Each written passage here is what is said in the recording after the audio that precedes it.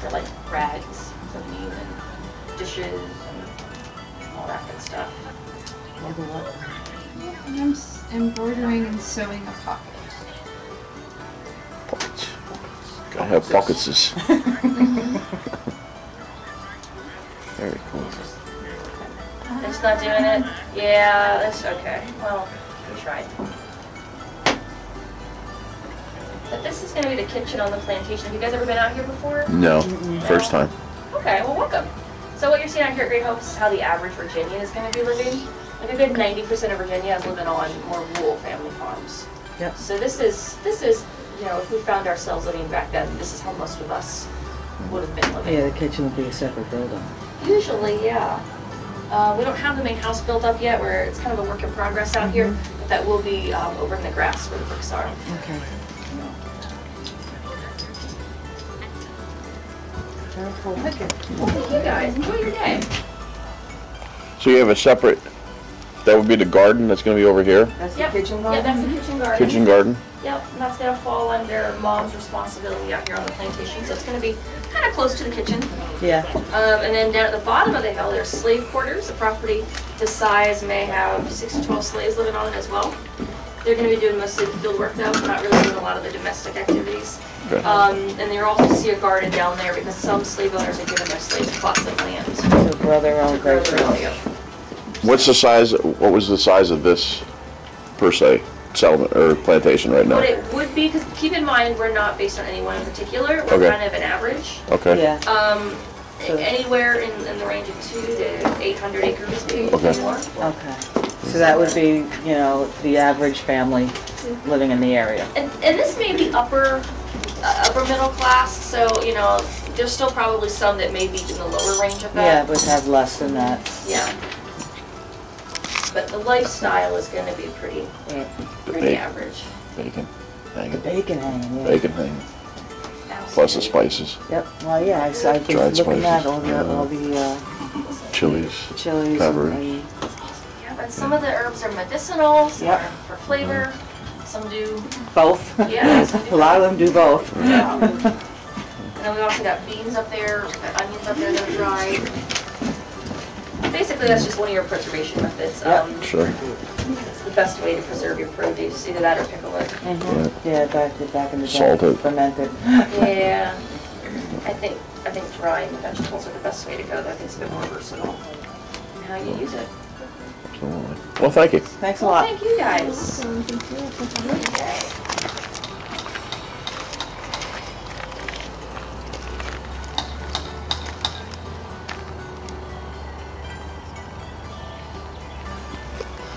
Comfort.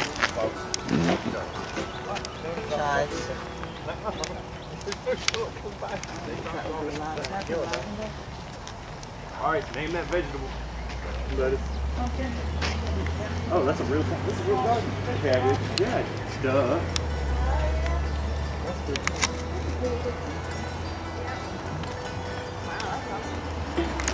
Oh, nice.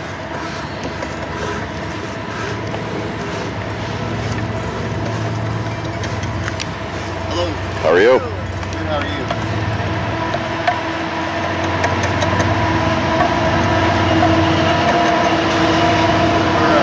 Born a Centennial joint? Yeah.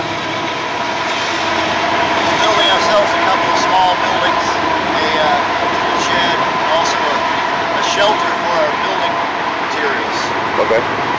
which it should be pretty long.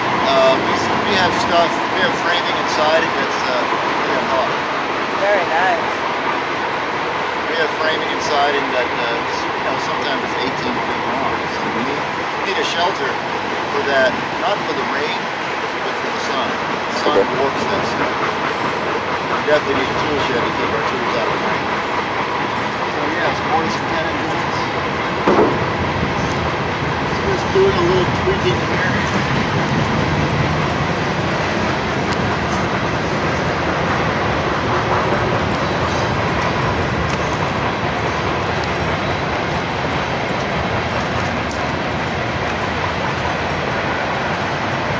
Then, when we're ready,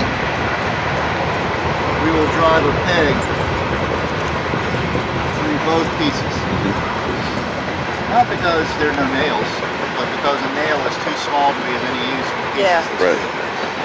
When we're ready to put shingles on the roof, siding, flooring, that gets nailed on, and all our nails are from the blacksmith shop. But this is a very strong way to frame a house. That's a tool called That's a fro. huge fro. Yeah. That's a huge fro. These cedars stacked up right there, we are going to cross cut them into 18-inch sections and then split them into shingle-sized pieces. And then we'll make roof shingles out of them. Wow. So 18 inches long, We're but pretty only sticky. 6 inches are exposed to the weather. Yeah. So 2/3 of every shingle is covered. Gotcha. So basically, there's work 3 machine. layers of material Magnificent. on the roof. And being cedar, we also use cypress. They last a long time. Do you have a cypress tree that you can actually show me? Is there one on the ground, so like around here? We have to get cedars and cypresses brought in. So what we're working on right now, this is the tool shed. These 3 pieces of wood will look like the one you see on the ground there with the chalk on it.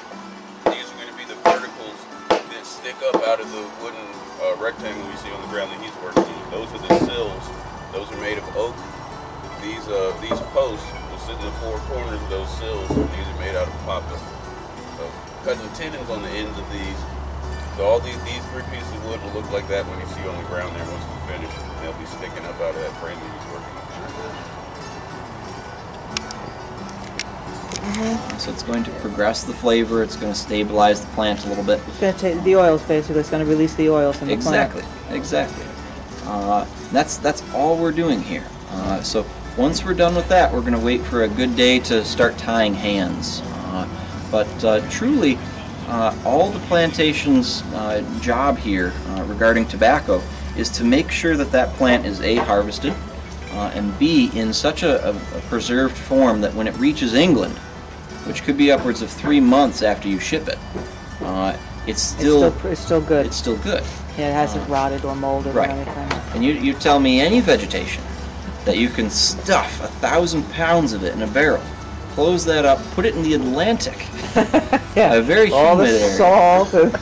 and open Right. that keg back up 3 months later and expect it to still be some form of vegetation. Right. It's got to be fermented. It does. It does. It Gotta has to be be dried fermented. and fermented. So that's all the planter is doing. So we're not making cigars. We're not making chewing tobacco. There's just the tobacco. It's just the tobacco. Just Sure. the tobacco. That's right. Now, when you lay it and roll it, Mhm. you know, to get it ready for the fermentation process, where do you store it? Do you store it in the barrels? Yep. I'm sorry. Yeah. Right now it's in the back here. Oh, okay. So when you lean into the door here, and take a sharp look to the left. It'll be in the barrels. You'll see the barrels. Well, no, it's in a big tarp. Oh, okay. So you'll see a big white pile, and that's where it's sitting right now, slowly fermenting. We've got another week and a half or so before we should pull that apart and at least see how it's doing. Right. But once it's sweated and that process has continued on, we should pull it apart, let it dry, and let that slowly stop. We don't want it to stop immediately, Right. No. because we'll get like mush. Yeah. But we want it to slow down and dry back out a little bit. And that's going to darken the leaf. It's going to enrich the flavor and stabilize, as you pointed out, very well. You're the first of the year to point out the oils. Well, that's the reason for fermentation. It is. Stabilizing the oils. So that's the goal here today. So that's happening without us. We don't have to be there for it. But once that's done, we'll wait for winter and start tying some hands. And that's when we'll start filling the barrel. Okay. So typically that's going to be late winter, early spring, and that's the fun part. That's fun. Now, just out of curiosity. But it's not the greatest experience of someone's life, I'll tell you that. But this is we'll retire this one. So now it's just the show. But every year we just grab a new marking stick, and this is what you get. But yes, so you're correct. We do have problems. We do end up having issues.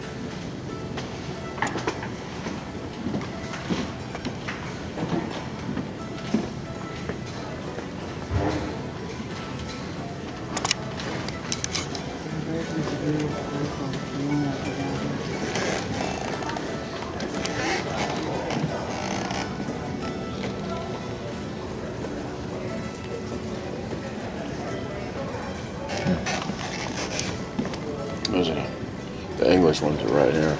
Yeah. These are the English flowers. Yep. Look at that thing.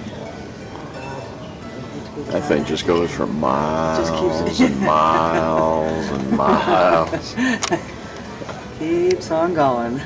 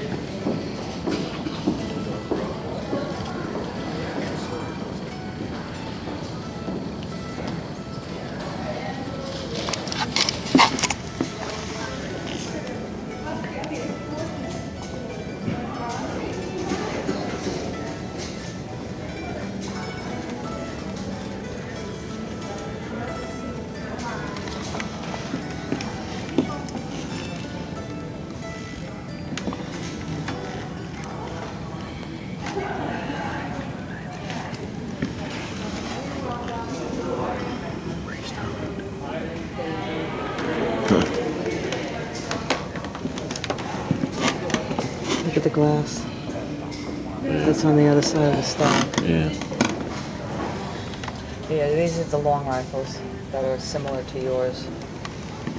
Or yours similar to yours. Back there. Down there? Yeah.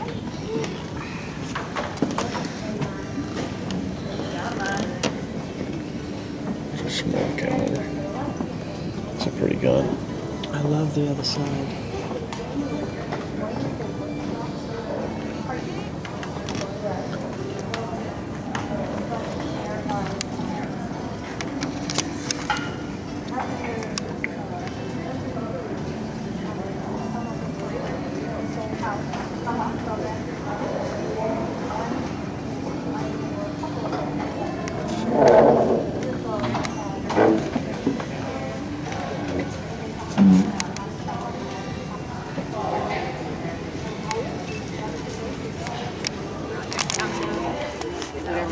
These are all very typical or very common colors during that time period. Blue is one of the more popular colors because of the color fastness. So in order for it to be considered color fast, it has to last at least 1 year in that time period. But we're getting these trends over from England on their ships every 3 months or so in the form of a fashion plate, and that shows a depiction of the styles that are fashionable, the colors that are very trendy, and the dyer's going to have to pay close attention to that because he's going to have to brush up on his dyeing for those specific colors. So it is a cheap and easy way to update your wardrobe, have it deconstructed, maybe a gown that you've worn to last month's ball, have it over-dyed or re-dyed by the dyer, and then have it refashioned by the milliner or tailor, and for 1/9 of the cost, you are set for another ball. So they're definitely savvy when it comes to their fabric. And there's such a huge value placed on textiles right now that they're actually leaving their fabric and any kind of textiles around the house in their wills for relatives to take, which is something that not many of us would think to do today.